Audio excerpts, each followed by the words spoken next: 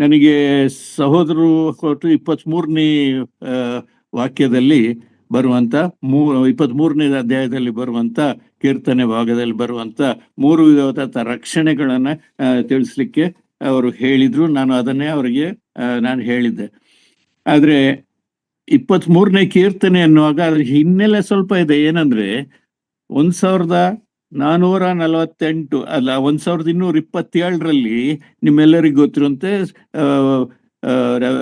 Bishop Stephen ಲಾಂಗ್ಟನ್ ಎಂಬಂತ ಸತ್ಯವೇದ ಪಂಡಿತರು ಅದನ್ನ ಅಧ್ಯಾಯಗಳನ್ನಾಗಿ ಮಾಡಿದ್ರು. ಅದಕ್ಕೆ ಮುಂಚಿತವಾಗಿ ಏನಾಯ್ತು ಅಂದ್ರೆ 23ನೇ ಕೀರ್ತನೆ ಅಂತ ಬೇರೆ ಇರಲಿಲ್ಲ. 23ನೇ ಕೀರ್ತನೆ ಅದರ ಮಧ್ಯದಲ್ಲಿತ್ತು.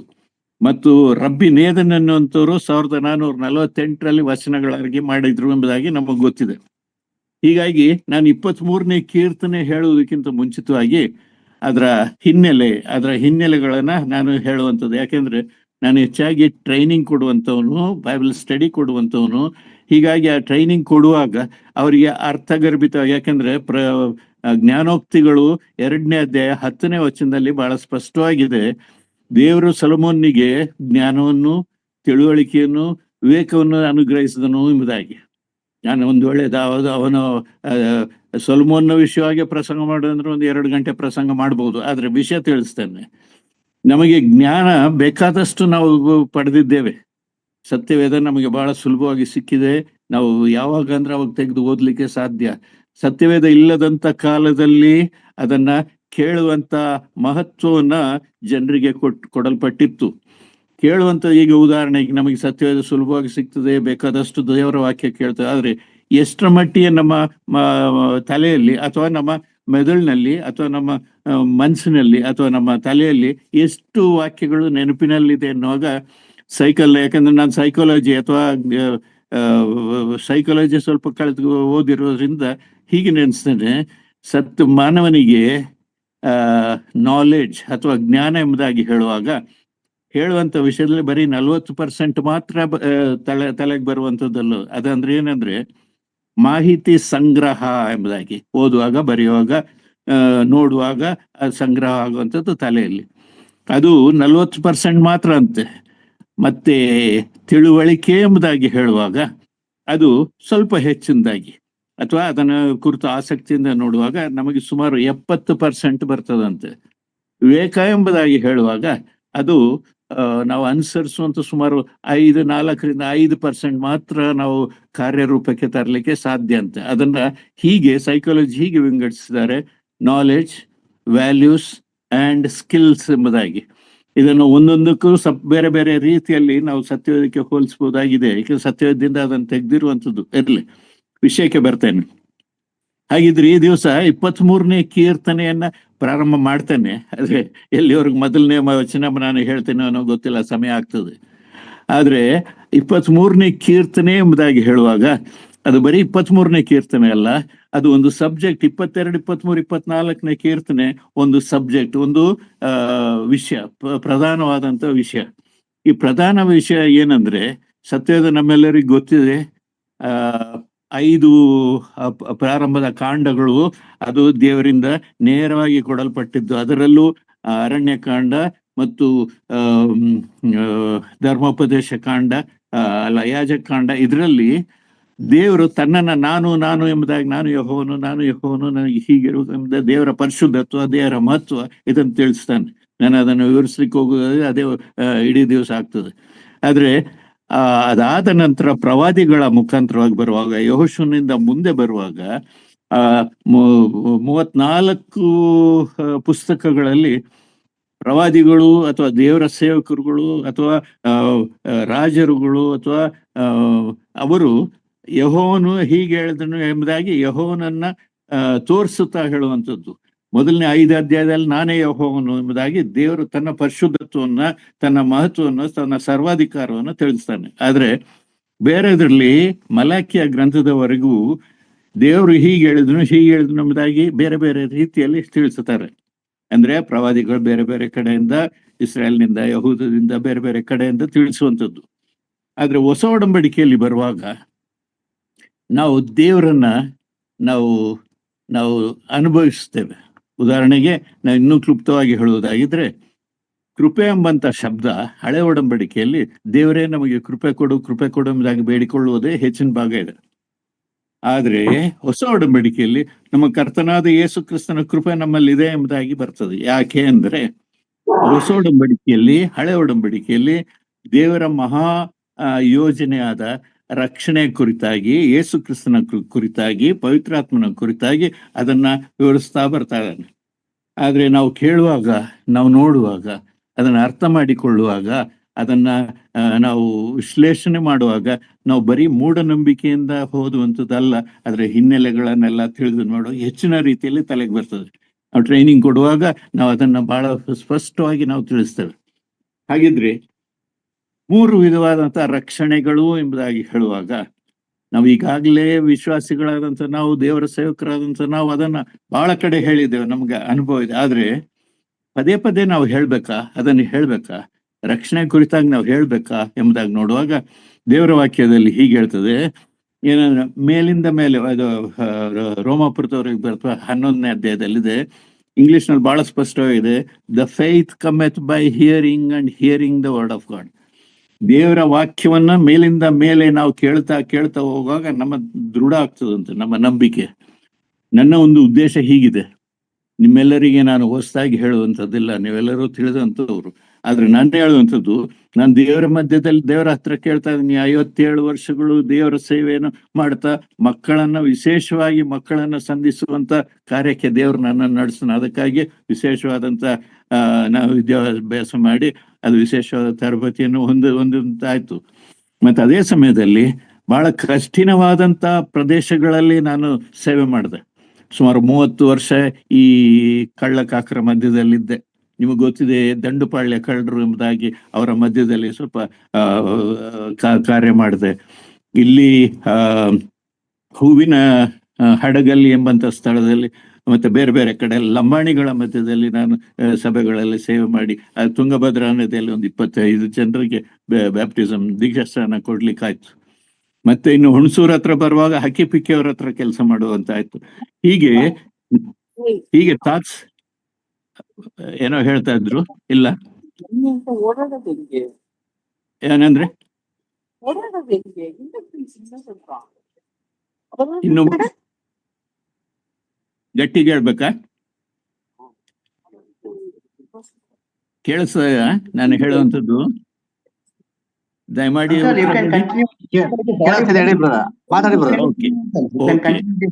ನಾನು ಇದನ್ನ ಕುರಿತು ನಾನು ಬೋಧಿಸುವಂತ ಅಥವಾ ನನಗೆ ತಿಳಿದಂಥದ್ದನ್ನ ನಾನು ಇತರಿಗೆ ತಿಳಿಸ್ಲಿಕ್ಕೆ ಇಷ್ಟ. ಯಾಕೆಂದ್ರೆ ದೇವರಾಕ್ಯದಲ್ಲಿ ಸ್ಪಷ್ಟವಾಗಿದೆ. 2 ತಿಮೋತಿ 2:2 ಇತರಿಗೆ ಬೋಧಿಸಲು ಶಕ್ತರಾದ ನಂಬಿಗಸ್ತ ಮನುಷ್ಯರಿಗೆ ಒಪ್ಪಿಸಿಕೊಡುವಂತ ಪೌಲನು ತಿಮೋತಿನಿಗೆ ಹೇಳ್ತಾನೆ. ಹೌದಲ್ರಿ?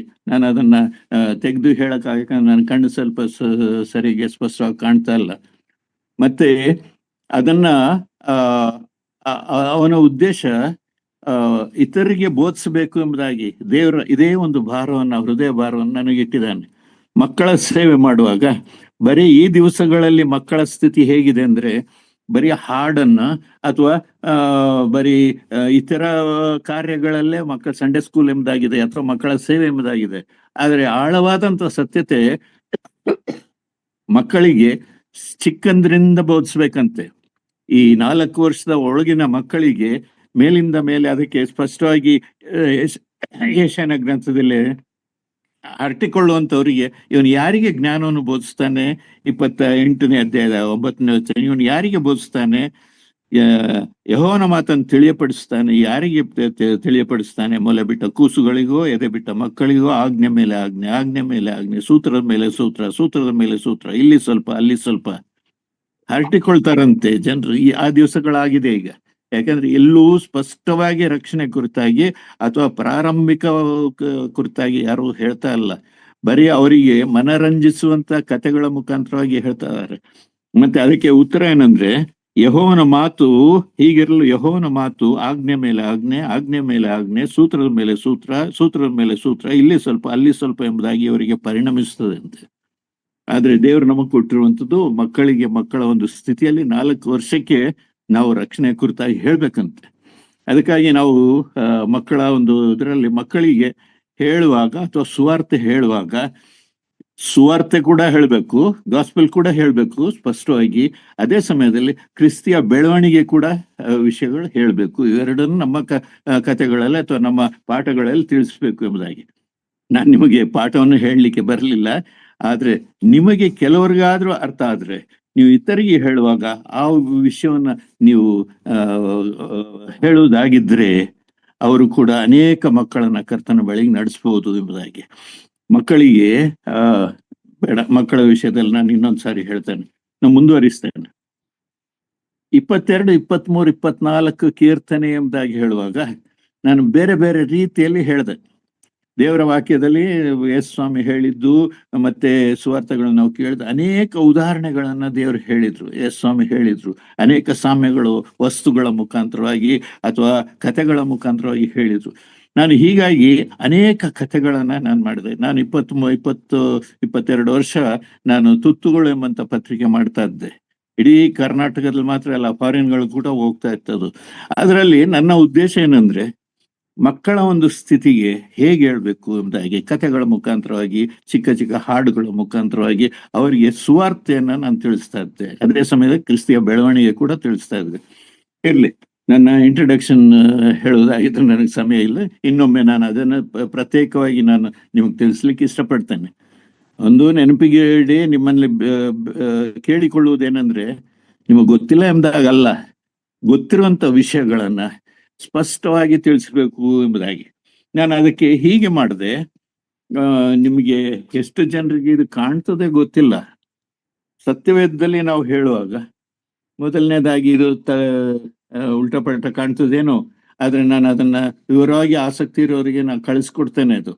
ಇದರಲ್ಲಿ ನನ್ನ ಮುಖ್ಯವಾದ ಉದ್ದೇಶ ಸತ್ಯವೇದದಲ್ಲಿರುವಂತ ಸತ್ಯತೆಗಳನ್ನ 4 ವಿಧವಾಗಿ ವಿಭಾಗಿಸಿ ಅವರಿಗೆ ತಿಳಿಸ್ಬೇಕಾಗಿದೆ. ನಾವು ಎಷ್ಟೋ ಸಂದರ್ಭಗಳಲ್ಲಿ ಮಕ್ಕಳಿಗಾಗ್ಲಿ ಅಥವಾ ಪ್ರಸಂಗ ಮಾಡುವಾಗಲಿ ಕ್ರೈಸ್ತೇತರಿಗಾಗ್ಲಿ ನಾವು ಹೇಳುವಂಥದ್ದು ಏನಂದ್ರೆ, ಬರೀ ನಾವು ಮುಖ್ಯವಾದ ಸಂಗತಿಯನ್ನು ಬಿಟ್ಟು ಬಾಕಿ ಎಲ್ಲ ಹೇಳ್ತೇವೆ, ಹೌದಾ? ಯಾಕೆಂದ್ರೆ ಅದ್ರ ವಿಷಯ ಹೆಚ್ಚಿನ ಮಹತ್ವ ಕೊಡಲ್ಲ. ಹಾಗಾದ್ರೆ ಮುಖ್ಯವಾದಂತ ಪ್ರಾಮುಖ್ಯವಾದಂತ ಮೂಲಭೂತ ಸತ್ಯತೆಗಳು ಮೊದಲು ಇರಬೇಕು. ಎರಡನೇದಾಗಿ ಪ್ರಾಮುಖ್ಯವಾದಂತ ವಿಷಯ. ಮೂರನೇದು ಮುಖ್ಯವಾದ ವಿಷಯ. 4 ಮುಖ್ಯವಲ್ಲದಂತ ವಿಷಯಗಳಾಗಿ ವಿಂಗಡಿಸ್ಬೋದು. ಉದಾಹರಣೆಗೆ, ಮಕ್ಕಳಿಗೆ ಬರೀ ಯೇಸುಸ್ವಾಮಿ ಹುಟ್ಟಿದಲ್ಲಿ ಬೆತ್ಲೆಹೆಮ್, ಯೇಸುಸ್ವಾಮಿ ಸತ್ತಿದ್ದಲ್ಲಿ ಕಲ್ವಾರಿ ಬೆಟ್ಟದಲ್ಲಿ, ಬರೀ ವಿಷಯಗಳನ್ನ, ವ್ಯಕ್ತಿಗತಗಳ ವಿಷಯನ, ಗೊಲ್ಯಾತನನ್ನು ಕೊಂದವರು ಯಾರು, ದಾವೀದನು, ಈ ರೀತಿಯಾದಂತ ವಿಷಯಗಳು ಮಕ್ಕಳಿಗೆ ನಾವು ತಿಳಿಸುವಾಗ ಅಥವಾ ಇತರಿಗೆ ತಿಳಿಸುವಾಗ ಅದು ಮುಖ್ಯವಲ್ಲದಂತ ವಿಷಯಗಳು ಎಂಬುದಾಗಿ.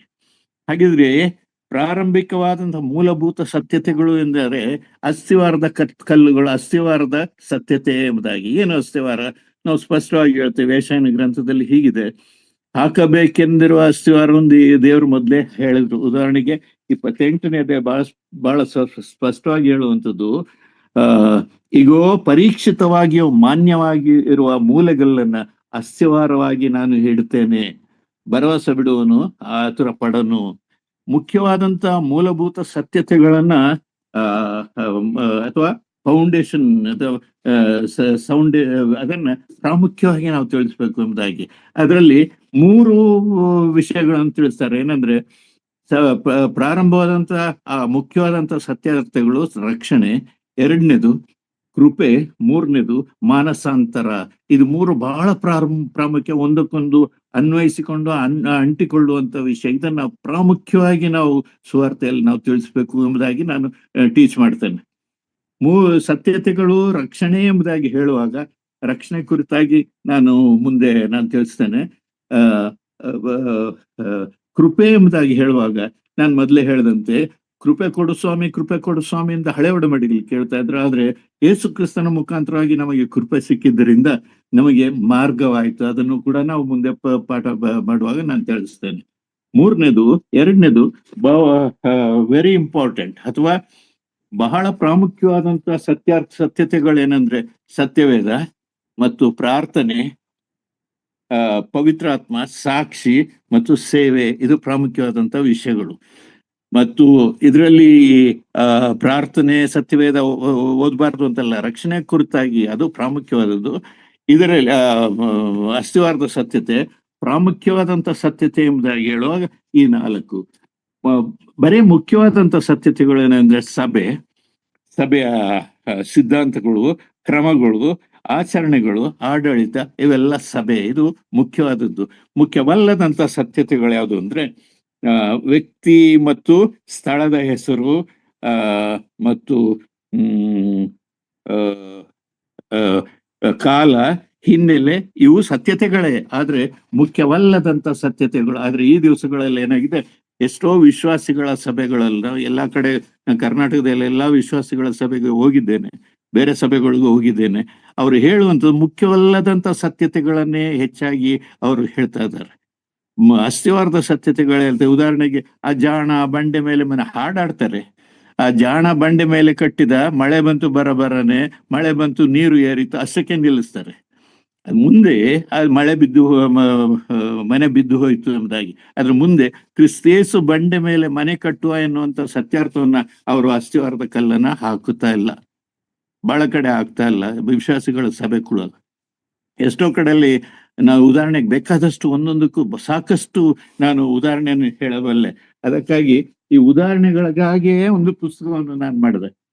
ಸುಮಾರು 400 ಪುಟಗಳ ಪುಸ್ತಕವನ್ನು ಮಾಡಿದೆ. ಆದ್ರೆ ಅದು ಪ್ರಿಂಟ್ ಮಾಡಿ 1000 ಕಾಪಿಗಳಲ್ಲಿ 500 ಕಾಪಿಗಳನ್ನು ಬಿಷಪ್ಗಳೇ ತಗೊಂಡ್ಬಿಟ್ರು.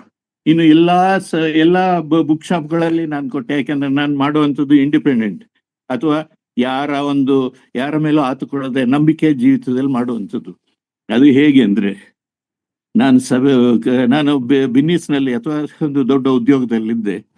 ಎಸ್ ಸ್ವಾಮಿಯನ್ನ ತಿಳಿಯುವುದಕ್ಕಿಂತ ಮುಂಚಿತವಾಗಿ ವಿಶ್ವಾಸಿಗಳ ತಂದೆ ತಾಯಿಗಳೇ, ಆದರೆ ಅವರಿಗೆ ಸತ್ಯವೇದವನ್ನು ನಮಗೆ ತಿಳಿಸ್ಕೊಟ್ರು, ಸಾಕಷ್ಟು ತಿಳಿಸ್ಕೊಟ್ರು, ನಮ್ಮ ಕ್ರಮಗಳನ್ನ ತಿಳಿಸ್ಕೊಟ್ರು, ನಮ್ಮ ಜೀವಿತದಲ್ಲಿ ಒಳ್ಳೆತನವನ್ನು ಕಲಿಸ್ರು, ನಮಗೆ ಎಲ್ಲಾ ರೀತಿಯಲ್ಲಿ ಒಳ್ಳೆತನ ನಡೆಸ್ರು. ಆದ್ರೆ ಯೇಸು ಕ್ರಿಸ್ತನನ್ನು ಅಂಗೀಕರಿಸುವಂತ ಅಸ್ಥಿವಾರದ ಆ ರಕ್ಷಣೆ ಕುರಿತಾಗಿ ನಮಗೆ ಡೆಫಿನೆಟ್ ಆಗಿ ಹೇಳಲಿಲ್ಲ. ಯಾಕಂದ್ರೆ ನಾವು ಚಿಕ್ಕವರು ಎಂಬುದಾಗಿ. ಆದ್ರೆ ನಾನು ಒಂದು ಮೈಸೂರಿನಲ್ಲಿ ಒಂದು CSS ಬೋರ್ಡಿಂಗ್ ನಲ್ಲಿ ಓದಿದ್ರಿಂದ ಅಲ್ಲಿ ಬಹಳ ಕ್ರಮವಾಗಿ ನಾನು ಓದಾದ್ರೆ, ನನ್ನ 26ನೇ ವಯಸ್ಸಿನಲ್ಲಿ ನಾನು ಯೇಸು ಸ್ವಾಮಿಯನ್ನು ಅಂಗೀಕರಿಸುವಂತಾಯ್ತು. ನನ್ನ ಸಾಕ್ಷಿ ನಾನು ನಿಧಾನವಾಗಿ ನಾನು ಹೇಳ್ತೇನೆ, ವಿಷಯಕ್ಕೆ ಬರ್ತೇನೆ.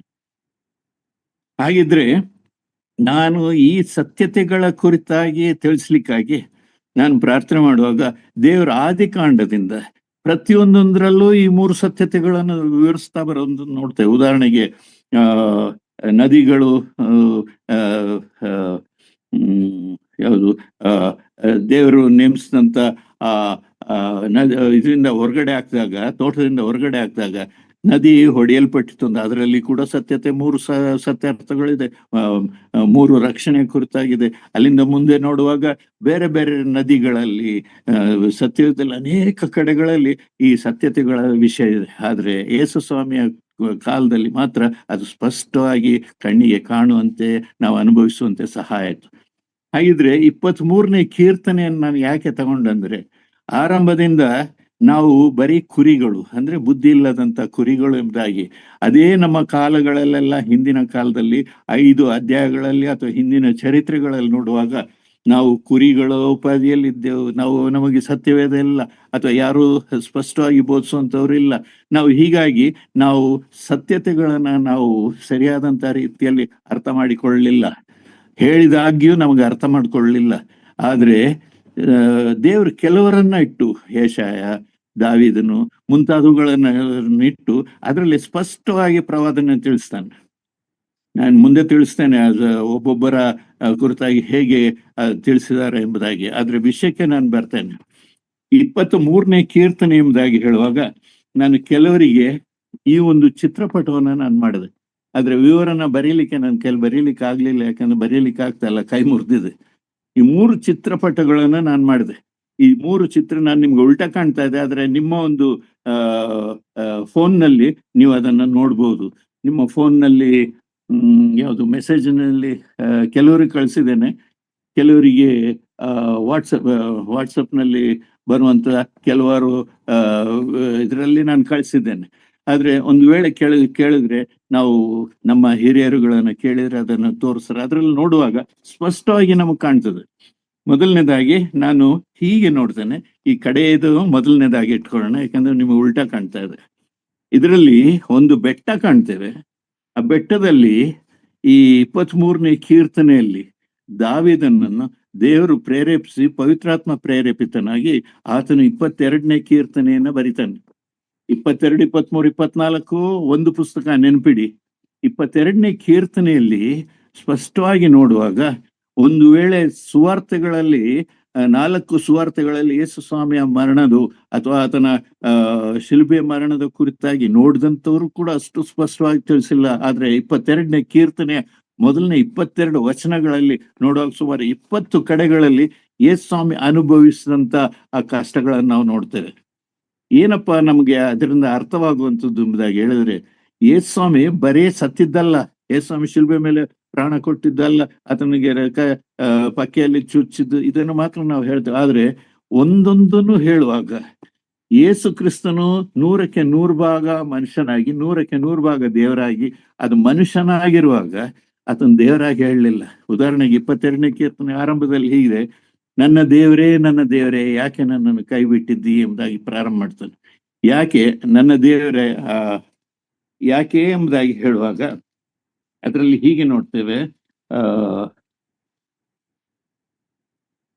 ನನ್ನ ದೇವರೇ ನನ್ನ ತಂದೆ ಎಂಬುದಾಗಿ ಹೇಳುವುದಿಲ್ಲ, ನನ್ನ ದೇವರೇ. ಆತನು 100ಕ್ಕೆ 100 ಭಾಗ ಮನುಷ್ಯನಿಗೆ ಅನುಭವಿಸಬೇಕಾಗಿರುವಂತಹ ಕಷ್ಟಗಳು, ಪಾಪದ ದೆಸೆಯಿಂದ ಅನುಭವಿಸಿದ ಕಷ್ಟಗಳು ಆತನು 22 ಕಡೆಗಳಲ್ಲಿ ಅದು ಬಹಳ ವಿವರವಾಗಿ ಆತನು ತಿಳಿಸ್ತಾನೆ. ಉದಾಹರಣೆಗೆ, ನನ್ನ ಕೈ ಕಾಲುಗಳನ್ನು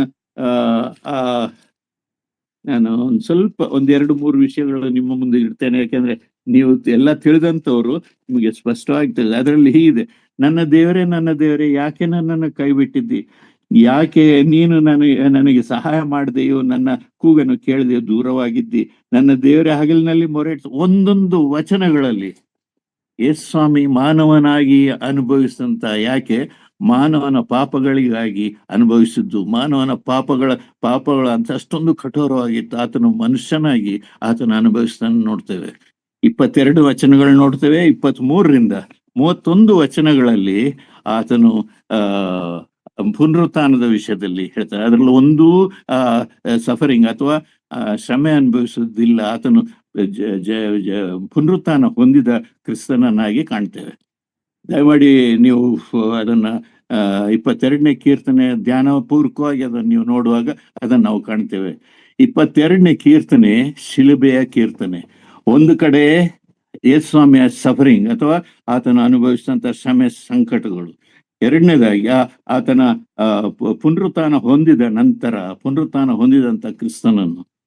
ಏನಿದನ್ನು ಹೇಳ್ತದೆ ಅಂದರೆ, 22ನೇ ಕೀರ್ತನೆಯಲ್ಲಿ ಅದಕ್ಕಿಂತ ಹಿನ್ನೆಲೆ ನಾವು ಅನೇಕ ಕಡೆಗಳಲ್ಲಿ ನೋಡ್ತೇವೆ, ಮಾನವನು ಪಾಪಿಯಾಗಿದ್ದಾನೆ. ಉದಾಹರಣೆಗೆ ಯೆಶಾಯನ ಗ್ರಂಥದಲ್ಲಿ 51ನೇ ಅಧ್ಯಾಯದಲ್ಲಿ ಹೀಗಿದೆ, ನಾವೆಲ್ಲರೂ ಕುರಿಗಳಂತೆ ದಾರಿ ತಪ್ಪಿ ತೊಳಲ್ತಿದ್ದು, ಪ್ರತಿಯೊಬ್ಬನು ತನ್ನ ದಾರಿಯನ್ನು ಹಿಡಿತಾ ಇದ್ದನು, ದೇವರು ಅವನ ಮೇಲೆ ಎಲ್ಲವನ್ನು ಹಾಕಿದನು ಎಂಬುದಾಗಿ. ಹಾಗಿದ್ರೆ ಕುರಿಗಳಂತ ನಮಗೆ ಕುರುಬನಾಗಿರುವಂತ ಯೇಸು ಕ್ರಿಸ್ತನನ್ನ 22ನೇ ಕೀರ್ತನೆಯಲ್ಲಿ ನಾವು ನೋಡ್ತೇವೆ. ಆ ಒಬ್ಬ ಮನುಷ್ಯನು ಪಾಪಿಯಾಗಿ ದಾರಿ ತಪ್ಪಿ ತೊಳಲುವಂತ ಒಬ್ಬ ಮನುಷ್ಯನು. ಯಾಕಂದ್ರೆ ಅದಕ್ಕೂ ಹಿನ್ನೆಲೆ ನೋಡುವಾಗ, ದೇವರು ಆದಿಯಲ್ಲಿ ಆದಾಮ ಹವ್ವಳನ್ನು ಉಂಟು ಮಾಡುವುದಕ್ಕಿಂತ ಮೊದಲಾಗಿ ಯೆಹೆಜ್ಕೇಲನ ಗ್ರಂಥ 28ನೇ ಅಧ್ಯಾಯದಲ್ಲಿ ನೋಡುವ ಪ್ರಕಾರವಾಗಿ, ದೇವರು ತನ್ನ ಪ್ರಧಾನ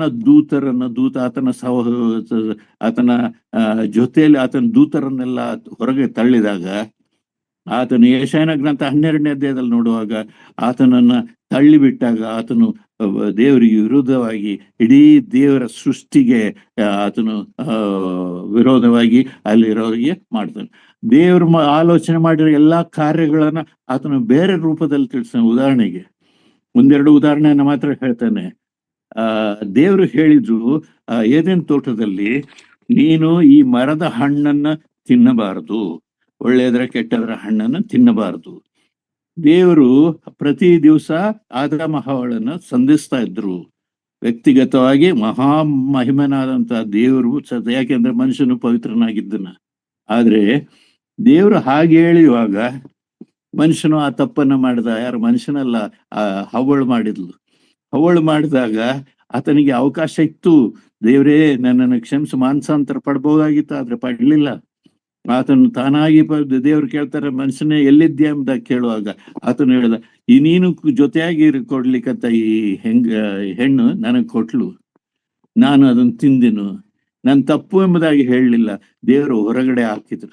ಯಾಕೆಂದ್ರೆ ಮಹಾಪವಿತ್ರನಾದ ದೇವರು ಮನುಷ್ಯನು ಆ ಅಪವಿತ್ರತೆಯಲ್ಲಿ ಇರಬಾರ್ದು ಎಂಬುದಾಗಿ ಆ ಏದೆನ್ ತೋಟ, ಏದೆನ್ ಎಂಬುದಾಗಿ ಹೇಳುವ ಸಂತೋಷಕರವಾದಂತ ಸ್ಥಳ, ಅದರ ವಿವರಣೆ ನಾನು ಮುಂದೆ ಹೇಳ್ತೇನೆ, ಅಥವಾ ನಿಮಗೆ ನೋಟ್ಸ್ ಬೇಕಿದ್ರೆ ನಾನು ಕಳಿಸ್ಕೊಡ್ತೇನೆ.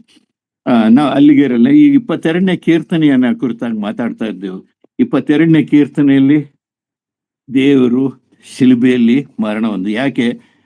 ದಾರಿ ತಪ್ಪಿ ಅಲಿಯುವಂತ ಕುರಿಗೆ ಒಂದು ಮಾರ್ಗ ತೋರಿಸ್ಲಿಕ್ಕಾಗಿ ಆತನ ಶಿಲುಬೆ ಮೇಲೆ ಸತ್ತು. ಆ ಕುರಿ 22ನೇ ಕೀರ್ತನೆಯನ್ನು, 22ನೇ ಬೆಟ್ಟವನ್ನ, ಶಿಲುಬೆ ಬೆಟ್ಟವನ್ನು ಹತ್ತಿ ಬಂದಾಗ ಆತನ ಹೇಳಲಿಕ್ಕೆ ಸಾಧ್ಯ. ಯಾಕೆಂದ್ರೆ ದೇವರು ಅವನಿಗೆ ಕೊಟ್ಟರು ಜಸ್ಟಿಫಿಕೇಶನ್, ನೀತಿವಂತನು ಎಂಬಂತ ನಿರ್ಣಯ ಕೊಟ್ಟರು. ಯಾಕೆಂದ್ರೆ ಅಷ್ಟೂ ಮಾನವನಿಗೆ ಅನುಭವಿಸ್ಬೇಕಂತ ಎಲ್ಲಾ ಶಿಕ್ಷೆಗಳನ್ನ ಯೇಸು ಸ್ವಾಮಿ ಶಿಲುಬೆ ಮೇಲೆ ಅನುಭವಿಸಿ ಯಾರ್ಯಾರು ಆತನನ್ನು ನಂಬುತ್ತಾರೋ ಅವರಿಗೆ ದೇವರ ಮಕ್ಕಳಾಗುವ ಅಧಿಕಾರ ಕೊಟ್ಟು, ಆದ್ರಿಂದ ಯೆಹೋ ನನಗೆ ಕುರುಬನು ಎಂಬುದಾಗಿ ಹೇಳಿಕೊಳ್ಳುವ 23ನೇ ಕೀರ್ತನೆಗೆ ತಂದ್ರು.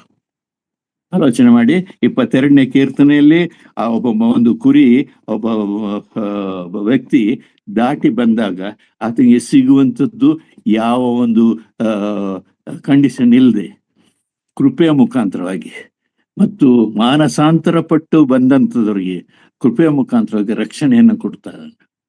ರಕ್ಷಣೆಯನ್ನು 4 ವಿಧವಾಗಿ ನಾನು ಹೇಳಿದೆ. ರಕ್ಷಣೆ 4 ವಿಧದಲ್ಲಿ ತಿಳಿಸ್ತಾ ಬಂದೆ. ಈಗ ಅದನ್ನ ನಾನು ವಿವರಿಸ್ತಾ ಹೋಗ್ತಾ ಇದ್ದೇನೆ. ಇದರಲ್ಲಿ 22ನೇ ಕೀರ್ತನೆಯನ್ನು ನೋಡುವಾಗ ದೇವರು ಅವನಿಗೆ ಆತನಿಗೆ ಕೊಡುವಂಥದ್ದು ನಿಶ್ಚಯತ್ವ, ಅಥವಾ ಆತನು ದೇವರ ಮಗನಾಗುವ ಅಧಿಕಾರ. ಆತನ ಪಾಪದ ಸಂಬಳವಾದಂತ ನರಕದಿಂದ ಬಿಡುಗಡೆ ಕೊಡ್ತಾ ಇದ್ದಾನೆ.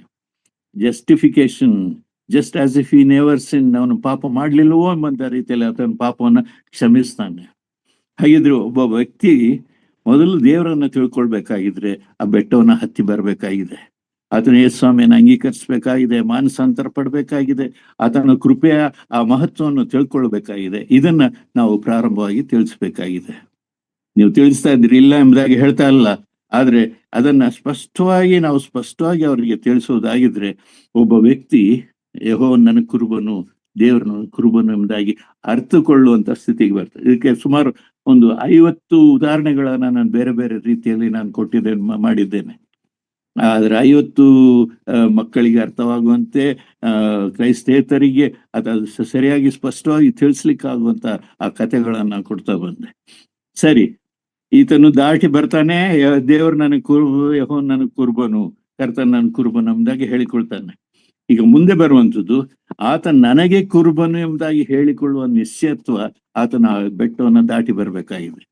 ನಾವು ಹೇಳ್ತೇವೆ ಯಾರ್ಯಾರು ಯೇಸು ಸ್ವಾಮಿನ ಅಂಗೀಕರಿಸ್ತಾರೆ ಎಂಬುದಾಗಿ ಅಷ್ಟೇ ಹೇಳ್ತೇವೆ, ಆದ್ರೆ ಆತ ಮಹತ್ವ ನಮಗಿರುವಂತ ಆ ನರಕದ ಶಿಕ್ಷೆಯಿಂದ ಬದಲಾವಣೆ ಆಗಿದೆ ಎಂಬುದಾಗಿ ಬಹಳಷ್ಟು ಜನರು ಹೇಳ್ತಾ ಇಲ್ಲ, ಆದ್ರೆ ವಿಶ್ವಾಸಿಗಳು ನಿಮಗೆ ಹೇಳ್ತಾ ಇಲ್ಲ ಅದು. ಆದ್ರೆ ಒಬ್ಬನು ಯೆಹೋ ನನಗ್ ಕುರುಬನು ಎಂಬುದಾಗಿ ಹೇಳಿಕೊಳ್ಳುವ ಒಂದು ಅಭಯವನ್ನು ಆತನಿಗೆ ಸಿಗ್ಬೇಕಾಗಿದೆ. ಹಾಗಿದ್ರೆ ಅದು ಆತನು ಯೇಸು ಸ್ವಾಮಿ 22ನೇ ಕೀರ್ತನೆಯಲ್ಲಿ ಅಥವಾ ಶಿಲ್ಬೆಯನ್ನು ದಾಟಿ ಬಂದಾಗ ಆತನ ಧೈರ್ಯವಾಗಿ ಯೆಹೋ ನನಗೆ ಕುರುಬನು, the Lord is my shepherd, ನಾವು ಎಷ್ಟೋ ಕಡೆಗಳಲ್ಲಿ ನೋಡಿದ್ದೇನೆ. ವಿಶೇಷವಾಗಿ ಒಂದು ಸಭೆ, ವಿಶ್ವಾಸಿಗಳೊಂದು ಬ್ರದರನ್ ಸಭೆಯ ಅಲ್ಲಿ ನಾನು ಹೋಗಿದ್ದೆ. ಅಲ್ಲಿ ಹೋದಾಗ ಒಬ್ಬರಿಗೆ ದೀಕ್ಷಾ ಸ್ನಾನ ಕೊಡ್ಬೇಕಾಗಿತ್ತು. ಆ ದಿವಸ ನಾನಲ್ಲ, ಅದು ಸಭಾ ಹಿರಿಯರು ಅವರಿಗೆ ಸಾಕ್ಷಿ ಹೇಳಲಿಕ್ಕಾಗಿ ಹೇಳಿದ್ರು.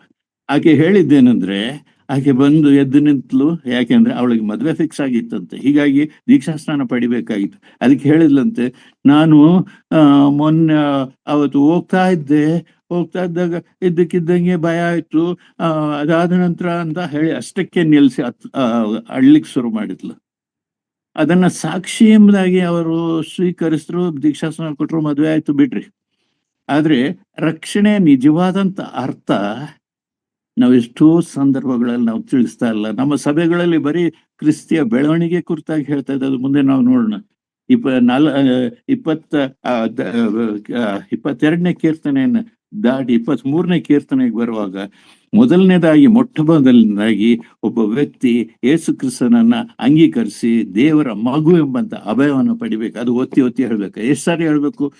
ಪದೇ ಪದೇ ನಾವು ವಿಶ್ವಾಸಿಗಳಿಗೂ ಅದನ್ನು ಹೇಳುವಾಗ ಅದು ಕೇಳ್ತಾ ಇನ್ನೂ ನಂಬಿಕೆ ದೃಢವಾಗ್ತದೆ ಎಂಬುದಾಗಿ ನಾನು ಅನೇಕ ಟ್ರೈನಿಂಗ್ನಲ್ಲಿ ಅನೇಕ ಕೊಡ್ತಾ ಇದ್ದೇನೆ. ಸರಿ, 24ನೇ ಕೀರ್ತನೆಯಲ್ಲಿ ಬರುವಾಗ ಯೆಹೋವನು ನನಗೆ ಕುರುಬನು ಕೊರತೆನು ಪಡೆನು ಎಂಬುದಾಗಿ ಹೇಳುವಾಗ ಸೈಕಾಲಜಿಕಲ್ ಆಗಿ ಅನೇಕ ರೀತಿಯ ಕೊರತೆಗಳಿದೆ ಮನುಷ್ಯನಿಗೆ, ಅನೇಕ ರೀತಿಯ ಕೊರತೆ. ಒಂದು ವೇಳೆ ಹಿನ್ನೆಲೆ ಇರ್ಬೋದು, ಕುಟುಂಬದ ಕೌಟುಂಬಿಕ ಹಿನ್ನೆಲೆ ಇರ್ಬೋದು, ಅವರ ವಾಸಿಸುವಂತ ಸ್ಥಳದ ಹಿನ್ನೆಲೆ ಇರ್ಬೋದು, ಅವರ ಎಜುಕೇಶನ್ ವಿದ್ಯೆಗಳ ಹಿನ್ನೆಲೆ ಇರ್ಬೋದು, ಅವರ ಹಿಂದಿನ ಒಂದು ನಂಬಿಕೆಗೆ ಧಕ್ಕೆ ತರುವಂತ ರೀತಿಯಲ್ಲಿ ಇರ್ಬೋದು. ಅದೆಲ್ಲದರಿಂದ ಕೊರತೆ ಪಡೆನ ಅದನ್ನು ವಿವರಿಸಿ ತಿಳಿಸೋದಾಗಿದೆ, ಅರ್ಥ ಆಗ್ತದೆ. ಯೇಸು ಸ್ವಾಮಿನ ಅಂಗೀಕರಿಸಿದ ಕೂಡಲೇ ದೇವರ ಮಗು ಇನ್ನು ಎಂಬುದಾಗಿ ಹೇಳಿ ಬೋಧನೆಯನ್ನೇ ಹೇಳುವಂಥದ್ದು ಹೇಳ್ತಾರೆ. ಆದ್ರೆ ಅದಕ್ಕಾಗಿ ಹೆಚ್ಚಿನದಾಗಿ ಕೊರತೆ ಪಡೆನು ಎಂಬುದರ ವಿಷಯದಲ್ಲಿ ಒಂದೊಂದು ಅಂಶಗಳನ್ನು ಅವರಿಗೆ ತಿಳಿಸ್ಬೇಕಾಗಿದೆ. ಸರಿ, ಕೊರತೆ ಪಡೆನು, ಯೆಹೋವನು ನನಗೆ ಕುರುಬನು, ಕೊರತೆ ಪಡೆನು. ಅದಾದ ನಂತರ ಮೊದಲನೇ 4 ವಚನಗಳಿದೆ ನೋಡಿ. ಆತನ ಹಸುರುಗಾವಲುಗಳಲ್ಲಿ ತಂಗಿಸ್ತಾನೆ, ವಿಶ್ರಾಂತಿಕರವಾದ ನೀರುಗಳ ಬಳಿಗೆ ಬರಮಾಡುತ್ತಾನೆ. ಈ 2 ಶಬ್ದಗಳನ್ನ ಸುಮಾರು ಒಂದು 15 ಸಾರಿ ನಾವು 15 ಬೇರೆ ಬೇರೆ ದಿವಸಗಳಲ್ಲಿ ನಾವು ವಿವರಿಸಬೇಕಾಗಿದೆ. ಹಸುರುಗಾವಲು ಎಂಬುದಾಗಿ ಹೇಳುವಾಗ ದಾವೀದನ ದೃಷ್ಟಿಯಲ್ಲಿ ಹಸುರುಗಾವಲು ಒಂದೇ ಕಡೆ ಮಾತ್ರ ಇರುವಂಥದ್ದು, ಎಲ್ಲ ಬೆಟ್ಟ ಗುಡ್ಡಗಳಲ್ಲಿ ಕಲ್ಲು ಬಂಡೆಗಳ ಮಧ್ಯದಲ್ಲಿರುವಂಥದ್ದು. ಅದು ಹುಲ್ಲುಗಾವಲು ಎಂಬುದಾಗಿ ಹೇಳ್ಕೊಳ್ಳಿಕ್ಕೆ ಸಾಧ್ಯ ಇಲ್ಲ. ಆತನ ತಂಗಿಸುವಂಥದ್ದು ಎಲ್ಲಿ ಸಮೃದ್ಧಿಕರವಾದಂತ ಪುಷ್ಟಿಕರವಾದಂತ ಹುಲ್ಲು ಸಿಗ್ತದೋ ಅಲ್ಲಿ ನಡೆಸ್ತಾನೆ. ಅದರಲ್ಲೂ ನಾವು ಮೊನ್ನೆ ಒಂದು ಪುಸ್ತಕ ಓದ್ತಾ ಇದ್ದೆ, ಅದರಲ್ಲಿ ಏನಿದೆ, ಒಂದು ಸಸ್ಯ ಬೆಳೀತದಂತೆ, ವಿಷಕರವಾದಂತ ಸಸ್ಯ. ಮೊದಲು ಕುರುಬನು ಅದರಲ್ಲಿ ಹುಡುಕಿ ಆ ಸಸ್ಯಗಳನ್ನು ಕಿತ್ತು ಬೀಸಾಡಿ ಕುರಿಗಳನ್ನ ಬಿಡ್ತಾನಂತೆ.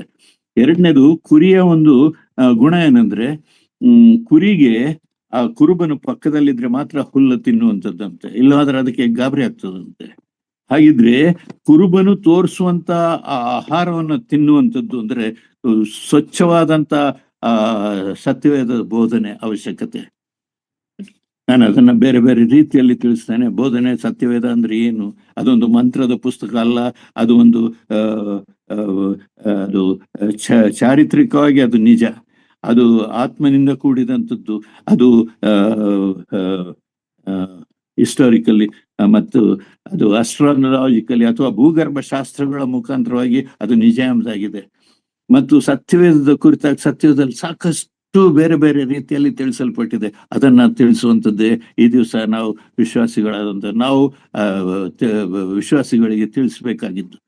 ಅದನ್ನು ಸಾಕಷ್ಟು ಹೇಳ್ತಾ ಇದ್ದೇವೆ, ಸಾಕಷ್ಟು ನಮ್ಗೆ ಈ ದಿವಸ 4:15 ಒಂದು ಕಡೆ ದೇವರ ವಾಕ್ಯವನ್ನು ಕೇಳುವಾಗ ಹೊಸದಾದಂತ ರೀತಿಯ ವಿಷಯಗಳು ನನಗೆ ಅರ್ಥ ಆಯ್ತು. ನಾನು ಅದನ್ನು ಕೇಳುವಾಗ, ಅಯ್ಯೋ, ನಾನು ಇಷ್ಟೆಲ್ಲ ಓದಿದ್ದೇನೆ, ಇಷ್ಟೆಲ್ಲ ನಾನು ಧ್ಯಾನ ಮಾಡಿ, ಇಷ್ಟೆಲ್ಲ ನಾನು ಪಬ್ಲಿಷ್ ಮಾಡಿದ್ದೇನೆ, ಇಷ್ಟೆಲ್ಲ ನಾನು ಪುಸ್ತಕಗಳನ್ನು ಬರೆದಿದ್ದೇನೆ, ಆದ್ರೆ ಇದು ಹೊಸದಾದಂತಹ ಆಲೋಚನೆ ಎಂಬುದಾಗಿ ನಾನು ದೇವರಿಗೆ ಕ್ಷಮಾಪಣೆ ಕೇಳಿದೆ. ದೇವರೇ, ನನಗೆ ಇನ್ನೂ ಹೆಚ್ಚಿನ ಜ್ಞಾನ ಕೊಡು, ಆದ್ರೆ ಸಮಯ ಆಗೋಗಿದೆ. ಆದ್ರೆ ಇರುವಂತ ವಿಷಯಗಳಲ್ಲಿ ಈ ಮೊದಲನೇ 4 ವಚನಗಳು, ಯೆಹೋವನು ನನಗೆ ಕುರುಬನು, ಕೊರತೆ ಪಡೆನು, ಆತನ ಹಸುರುಗಾವಲುಗಳಲ್ಲಿ ನನ್ನನ್ನು ತಂಗಿಸ್ತಾನೆ, ವಿಶ್ರಾಂತಿಕರವಾದಂತ ನೀರುಗಳ ಬಳಿಗೆ ಬರಮಾಡುತ್ತಾನೆ, ನನ್ನ ಪ್ರಾಣವನ್ನು ಉಜ್ಜೀವಿಸ ಮಾಡಿ ತನ್ನ ಹೆಸರಿಗೆ ತಕ್ಕಂತೆ ನೀತಿ ಮಾರ್ಗದಲ್ಲಿ ನನ್ನನ್ನು ನಡೆಸುತ್ತಾನೆ, ನಾನು ಕಾರ್ಗತ್ತಲಿನ ಕಣಿವೆಯಲ್ಲಿ ನಡೆಯುವಾಗಲೂ ಹತ್ತಿರವುದರಿಂದ ಕೇಡಿಗೆ ಹೆದರೇನು ಎಂಬಂತ 4 ವಚನಗಳು ಒಬ್ಬ ವಿಶ್ವಾಸಿ ಯೇಸು ಸ್ವಾಮಿನ ಅಂಗೀಕರಿಸಿದಂತ ಒಬ್ಬ ವ್ಯಕ್ತಿಗೆ ಬೆಳವಣಿಗೆಯನ್ನು ತಿಳಿಸುವಂಥದ್ದು. ಒಂದು ಹಸರಾದಂತ ಹುಲ್ಲುಗಾವಲು ದೇವರ ವಾಕ್ಯದ ಒಂದು ಸಮೃದ್ಧಿ ಎಷ್ಟು ಎಂಬ ಅದನ್ನ ಕಲಿಸ್ಬೇಕು, ಮೊದಲನೇದಾಗಿ ಕಲಿಸ್ಬೇಕಾಗಿದೆ. ಹೊಸದಾದಂತ ವಿಶ್ವಾಸಿಗಳಿಗೆ ದೇವರ ವಾಕ್ಯವನ್ನ ಅವರಿಗೆ ಹಂತ ಹಂತವಾಗಿ ತಿಳಿಸ್ಬೇಕಾಗಿದೆ. ವಿಶ್ರಾಂತಿಕನ ದೇವರ ವಾಕ್ಯದ ಹೆಚ್ಚು ಹೇಳುವುದಿಲ್ಲ, ಯಾಕಂದ್ರೆ ವಿಶ್ವಾಸಗಳು ನಿಮಗೆ ಅನೇಕ ವಿಷಯಗಳು ನಿಮಗೆ ಗೊತ್ತಿದೆ. ಆದ್ರೆ ನನಗೆ ಮುಟ್ಟಿದ್ದು ಏನಂದ್ರೆ ವಿಶ್ರಾಂತಿಕರವಾದಂತ ನೀರು ಎಂಬುದಾಗಿ ಹೇಳುವಾಗ, ನಾವು ಎಷ್ಟೋ ಕಡೆಗಳಲ್ಲಿ ನಾನು ಆರಾಧನಾ ಕೂಟಗಳಿಗೆ, ನಮ್ಮ ಅಸೆಂಬ್ಲಿಗಳಿಗೆ ಹೋಗ್ತೇನೆ. ಅಲ್ಲಿ ಹೋದಾಗ ನನ್ನ ಮನಸ್ಸು ಸ್ವಲ್ಪ ಬೇಸರ ಅಲ್ಲ, ನನಗೆ ನೋವಾಗ್ತದೆ. ಯಾಕೆಂದ್ರೆ ಆ ವಿಶ್ರಾಂತಿಕರವಾದಂತ ನೀರು ಏನು ಎಂಬುದಾಗಿ ನೋಡುವಾಗ ಅದರಲ್ಲಿ ಆ ಕುರುಬನ್ ಏನ್ ಮಾಡ್ತಾನಂತೆ, ಈ ಬೆಟ್ಟ ಗುಡ್ಡಗಳಲ್ಲಿ ರಭಸವಾಗಿ ಹರಿಯುವಂತ ನೀರುಗಳ ಬಳಿಗೆ ಅಲ್ಲ, ಅಲ್ಲಿ ಒಂದು ಹಳ್ಳವನ್ನು ತೆಗೆದೊಂದು ನೀರು ನಿಲ್ಲುವಂತೆ ಮಾಡ್ತಾನಂತೆ. ಅದನ್ನ ಹರಿತಾ ಇರುವಂತ ನದಿಗೆ ಬಿಡುವುದಿಲ್ಲ, ಆ ನಿಂತಂತ ನೀರಿನ ಬಳಿಗೆ ಮಾಡ್ತಾನೆ. ಎರಡು ಕಾರಣ ಏನಂದ್ರೆ, ಆ ಕುರಿ ಭಯಗ್ರಸ್ತವಾದಂತ ಕುರಿ, ಅದು ಹೋಗಿ ಆ ನೀರನ್ನ ಕುಡಿಯುವಾಗ ನಿಂತ ನೀರು ಸ್ವಚ್ಛ ನೀರು ನೋಡಿ ಕುಡಿತದಂತೆ, ಅದರಲ್ಲೇ ತನ್ನ ಮುಖವನ್ನು ನೋಡ್ಕೊಳ್ತದಂತೆ. ಎರಡನೇದಾಗಿ ತನ್ನ ಹಿಂದೆ ನಿಂತಿರುವ ಕುರುಬನನ್ನ ಗಮನಿಸ್ತದಂತೆ, ಕುರುಬನ ಹಿಂದೆ ನಿಂತಿರ್ತಾನಂತೆ. ಏನು ಹಾಗಿದ್ರೆ ವಿಶ್ರಾಂತಿಕರವಾದಂತ ನೀರು ಎಂಬುದಾಗಿ ಹೇಳುವಾಗ ಅದು ಪ್ರಾರ್ಥನೆ. ಅದು ಅದು ನಾಲ್ಕು ವಿಷಯಗಳು ನಾನು ಓದ್ತಾ ಇದ್ದೆ, ಒಂದು ಪುಸ್ತಕವನ್ನು ಓದಿದ್ದೆ, ಅದರಲ್ಲಿ ಆಕ್ಟ್ಸ್ ACTS ಎಂಬುದಾಗಿ, ACTS ಮೊದಲನೇದು ಅಡೋರ್, ಎರಡನೇದಾಗಿ ಕನ್ಫೆಷನ್, ಮೂರನೇದು ಥ್ಯಾಂಕ್ಸ್ ಗಿವಿಂಗ್, ನಾಲ್ಕನೇದು ಪ್ರೇಯಿಂಗ್ ಫಾರ್ ಅದರ್ಸ್ ಎಂಬುದಾಗಿ, ಅಥವಾ ಥ್ಯಾಂಕ್ಸ್ ಗಿವಿಂಗ್ ಮತ್ತೆ ಎಸ್ ಅಂಡ್ ಸಪ್ಲಿಕೇಶನ್ ಎಂಬುದಾಗಿ. ನಾವು ಎಷ್ಟೋ ಸಂದರ್ಭದಲ್ಲಿ ಅಡೋರೇಷನ್, ದೇವರನ್ನ ಸುಮ್ಮನೆ ದೇವರೇ ನನ್ನನ್ನು ಕಾಪಾಡು ಸ್ವಾಮಿ, ನಿನಗೂ ಸ್ತೋತ್ರ ಕೊಡ್ತೇವೆ ಹೇಳ್ತೇವೆ ಸರಿ, ಇನ್ನು ಶಿಲ್ಬೆ ಮೇಲೆ ಪ್ರಾಣ ಕೊಟ್ಟಿದ್ದು ಸ್ತೋತ್ರ ಕೊಡ್ತೇವೆ ಸರಿ, ಆದ್ರೆ ಅದನ್ನ ಅನುಭವಿಸಿ ಅದನ್ನು ಗಮನಿಸಿ ವಿಶ್ರಾಂತಿಕರವಾದಂತ ನೀರುಗಳ ಬಳಿಯಲ್ಲಿ ಬರಮಾಡುವಾಗ ನಾನು ಅಲ್ಲಿ ನನ್ನ ಸ್ಥಿತಿಯನ್ನು ನೋಡಿಕೊಂಡು, ನನ್ನ ಹಿಂದೆ ನಿಂತಿರುವ ಕುರುಬನನ್ನು ನೋಡಿಕೊಂಡು, ಆ ಕುರುಬನು ನನಗೆ ಆ ಕುರಿಯ ಸ್ಥಾನವನ್ನು ಕೊಟ್ಟದ್ದನ್ನು ನೆನಪು ಮಾಡಿ ನಾನು ಸ್ತೋತ್ರ ಮಾಡ್ಬೇಕಾಗಿದೆ. ಅಡೋರ್ ಎಂಬಂತ ವಿಷಯ ನಾನು ಎಲ್ಲಾ ಕಡೆ ಹುಡುಕ್ತಾನೆ ಇದ್ದೀನಿ. ಇನ್ನು ಅಡೋರ್ ವರ್ಷಿಪ್ ಬೇರೆ, ವರ್ಷಿಪಿಂಗ್ ಬೇರೆ, ಸ್ತೋತ್ರ ಕೊಡುವಂಥದ್ದು ಬೇರೆ. ನಾವು ಎಲ್ಲದಕ್ಕೂ ಸ್ತೋತ್ರ ಹೇಳ್ತೇವೆ. ಎಷ್ಟೋ ಸಂದರ್ಭಗಳಲ್ಲಿ, ಆರಾಧನೆ ಸಂದರ್ಭಗಳಲ್ಲಿ ವರ್ಷಿಪ್ ಎಂಬುದಾಗಿ ಹೇಳುವಾಗ ಅದನ್ನು ಮರ್ತು ಬಿಡ್ತೇವೆ, ಅದನ್ನ ಮರ್ತೇವೆ. ಅದರಲ್ಲಿ ಎಲ್ಲವನ್ನ ತರ್ತೇವೆ, ಗಿನ್ಫೆಷನ್ ಮತ್ತೆ ಎಲ್ಲ. ಆದ್ರೆ ಅಡೋರೇಷನ್ ಅನ್ನುವಂಥದ್ದು, ನನ್ನ ಮನವೇ ಯೆಹೋವನನ್ನು ಕೊಂಡಾಡು, ಆ 103ನೇ ಕೀರ್ತನೆ ಆ ಮೊದಲನೇ 3-4 ವಚನಗಳಲ್ಲಿ ಅದು ಸ್ಪಷ್ಟವಾಗಿ ತಿಳಿಸ್ತಾನೆ. ಕೊಂಡಾಡ್ಲಿಕ್ಕೆ ಏನೇನು, ಆತ ನನ್ನ ಮನವೇ ಯೆಹೋವನನ್ನು ಕೊಂಡಾಡು, ನನ್ನ ಸರ್ವೇಂದ್ರಿಗಳ ಆತನ ಪವಿತ್ರ ನಾಮವನ್ನು ಕೀರ್ತಿಸಿರಿ, ನನ್ನ ಮನವೇ ಯೆಹೋವನನ್ನು ಕೊಂಡಾಡು, ಆತನ ಉಪಕಾರಗಳಲ್ಲಿ ಒಂದನ್ನೂ ಮರೆಯಬೇಡ. ಆತನ ಉಪಕಾರ ಶ್ರೇಷ್ಠವಾದಂತ ಉಪಕಾರ, ಆತನು ನನ್ನನ್ನ ದೇವರ ಕುರಿಯನ್ನಾಗಿ ಮಾಡಿದ್ದು, ಆ ಮಾಡೋದಕ್ಕೆ ಆತನು ಕೊಟ್ಟಂತ ಆತನು ಅನುಭವಿಸಿದಂತ ಕಷ್ಟಗಳೇನು ಅಂತ ನೋಡುವಾಗ ನನ್ನ ಹೃದಯ ನೇರವಾಗಿ ಅಡ್ಡ ಬೀಳ್ತದಲ್ವೇ. ಎಷ್ಟೋ ಕಡೆ ನಾನು ಆರಂಭದಲ್ಲಿ ಬೆಳೆದುವಾಗ ಅಡೋರೇಷನ್, ಪ್ರಾರ್ಥನೆ ಎಂಬುದಾಗಿ ಹೇಳುವಾಗ ಎಲ್ಲ ಸಂದರ್ಭದಲ್ಲಿ ನಾನು ದೇವರಿಗೆ ಸ್ತೋತ್ರ ಹೇಳ್ತಾ ಇದ್ದೆ, ಬೇರೆಯವ್ರಿಗೋಸ್ಕರ ಪ್ರಾರ್ಥನೆ ಮಾಡ್ತಾ ಇದ್ದೆ, ಕನ್ಫೆಷನ್ ಎಲ್ಲ ಮಾಡ್ತಾ ಇದ್ದೆ. ಆದ್ರೆ ಒಬ್ಬರು ಹಿರಿಯರು ನನಗೆ ಹೇಳಿಕೊಟ್ರು, ಏನಂದ್ರೆ ಅಡೋರೇಷನ್ ದೇವರಿಗೆ ವರ್ಷಿಪ್ ಮಾಡುವಂಥದ್ದು. ವರ್ಷಿಪ್ ಮಾಡುವಾಗ ನನ್ನಲ್ಲಿ ಏನೇನು ಇರಬೇಕು ಎಂಬುದನ್ನು ಸ್ಪಷ್ಟವಾಗಿ ತಿಳಿಸ್ಕೊಟ್ರು. ಹಾಗಿದ್ರೆ ಏನಂದ್ರೆ ಅಡೋರೇಷನ್ ಅನ್ನುವಾಗ ದೇವರನ್ನು ಕೊಂಡಾಡುವಂಥದ್ದು. ಅದಕ್ಕೆ ಉದಾಹರಣೆ, ಒಂದು ಚಿಕ್ಕ ಉದಾಹರಣೆ. ಯೆಶಾಯನು ಪ್ರವಾದಿ, ಆತನು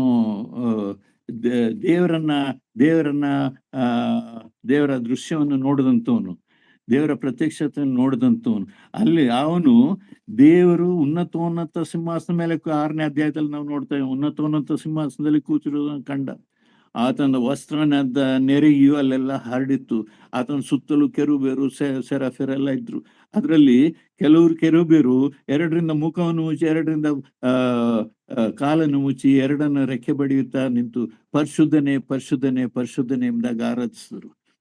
ಪರಿಶುದ್ಧನೇ ಎಂಬುದಾಗ ಧ್ಯಾನ ಮಾಡುವಾಗ ನಾನು ಒಂದು ಕಡೆ ಒಬ್ರು ತಮಿಳ್ ಬೋಧಕರು, ಅವರು ಬಹಳ ಸಿಂಪಲ್ ಆಗಿ ಅವರು ತಿಳಿಸಿದ್ರು, ಪರಿಶುದ್ಧನೇ ಎಂಬುದಾಗಿ ಹೇಳುವಾಗ ಅದರ ಅರ್ಥ ಏನು? ದೇವರೇ ನೀನು ಪರಿಶುದ್ಧನು. 2ನೇ ಪರಿಶುದ್ಧನ ಹೇಳುವ, ದೇವರೇ ನೀನು ಎಲ್ಲಕ್ಕಿಂತ ಪರಿಶುದ್ಧನು. 3ನೇ ಪರಿಶುದ್ಧನು ಎಂಬುದಾಗ ನೀನು ಸರ್ವಕ್ಕೂ ಎಲ್ಲದರ ಮೇಲೂ ನೀನು ಪರಿಶುದ್ಧನು. ಆತನ ಅದನ್ನ ನೋಡಿದಾಗ, ಆ ದೃಶ್ಯವನ್ನು ನೋಡಿದಾಗ, ಅಯ್ಯೋ ನಾನು ಹೊಲಸು ತುಟಿಯರ ಮಧ್ಯದಲ್ಲಿ ವಾಸಿಸುವನು, ಇಂಥ ನನ್ನ ಇದು ರಾಜನ ಕಂಡವಲ್ಲ ಎಂಬುದಾಗಿ ಹೇಳ್ತಾನೆ. ಅಂದ್ರೆ ಆತನ ಆರಾಧನೆಗೆ ಹೋಗುವಾಗ ನಮಗೆ ತಿಳಿಯದಂತ ನಮ್ಮ ಏನು ನಮ್ಮ ಅಸಹಾಯಕತೆಯ ಅಥವಾ ನಾವು ತಿಳಿದೇ ಮಾಡಿರುವಂತ ಎಲ್ಲಾ ವಿಷಯಗಳು ಬಂದು ಆತನ ಪರಿಶುದ್ಧತೆಯಲ್ಲಿ ನಾವು ಭಾಗಿಗಳಾಗುವಂಥದ್ದು. ನಾ ಮುಂದೆ ತಿಳಿಸ್ತೇನೆ, ಇನ್ನು ವಿವರವನ್ನು ತಿಳಿಸ್ತೇನೆ.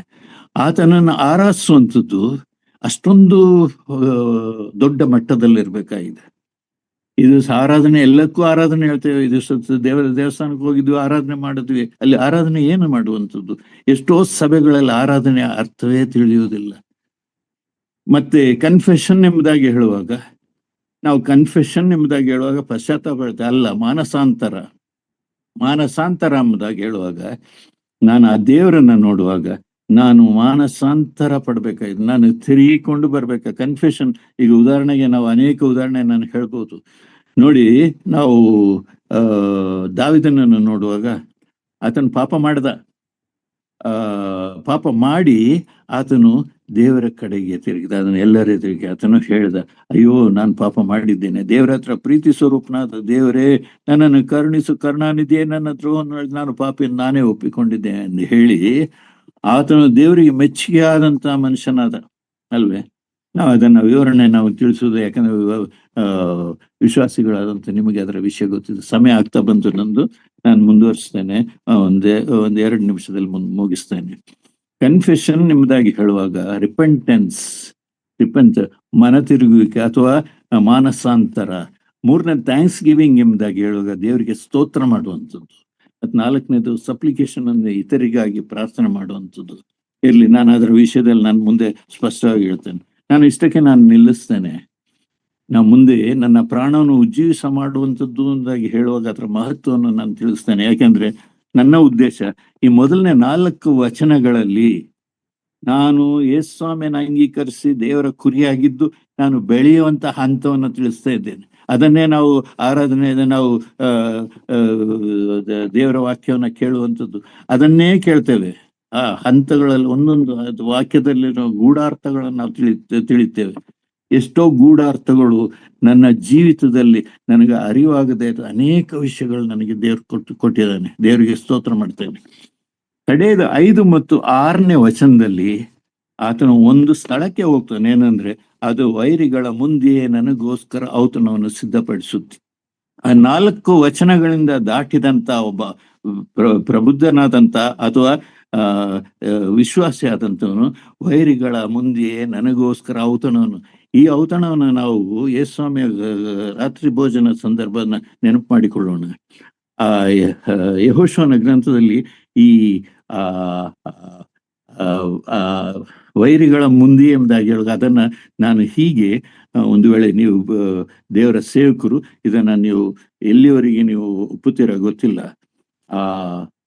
ಅವರು ತಪ್ಪು ಮಾಡಿದಂಥವರು ಆಶ್ರಯ ನಗರಕ್ಕೆ ಹೋಗ್ತಾ ಇದ್ದಾರೆ. ಅದು ನಾವು ಯೆಹೋಶುವನ ಗ್ರಂಥದಲ್ಲಿ ನಾವು ನೋಡ್ತೇವೆ.